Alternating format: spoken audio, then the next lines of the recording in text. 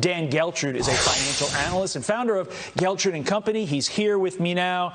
Dan, you can't dodge the question. We sent a car for you, so you are beholden to us. Who is ultimately going to pay in the end? It always comes down to the same group, the American taxpayers. So even if you say, well, we're going to borrow it, who pays? If you're going to print money, who pays? That's why we have inflation. Everybody is paying that price. So nothing is free, Todd, and nothing is revenue neutral. Because if it was, we wouldn't have over $30 trillion of debt right now.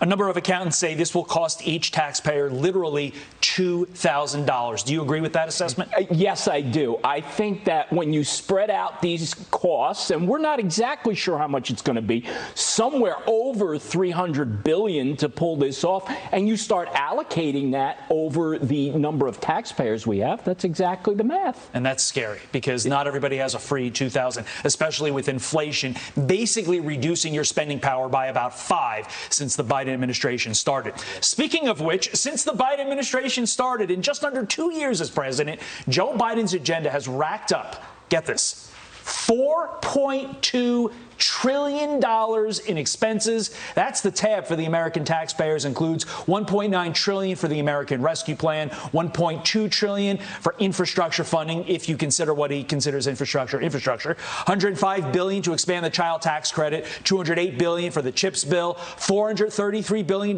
for the tax and climate plan. You know, the thing that he calls the Inflation Reduction Act, and now an estimated $300 billion toward student loan forgiveness. Dan, when does this stop? That's the big question, right, Todd? And we continue to ask ourselves this question because the debt keeps growing and we say, you know, when we get to 10 trillion, things are going to go bad. When we get to 20 trillion, 30 trillion, it doesn't seem to end. So until we really get to the point where we feel that pain, right now we have this credit card, we keep running it up, and you know what? We haven't had to pay it back. But sooner or later, it has to be paid back. And then what? I don't know. Okay, but extrapolating that out, who is ultimately going to have to pay this back? Because it's probably not, no offense, boomers, the baby boomers like Joe Biden. Is it going to be me? Is it going to be my kids? Is it going to be the kid growing in Carly right now? Yeah, that's the answer. I mean, it's going to be future taxpayers. At some point in time, Todd, someone gets stuck with the bill. Is it the last person standing? That's the way it's going to be. One more thing for you. This month's GDP report out later this morning. What do you expect it to say?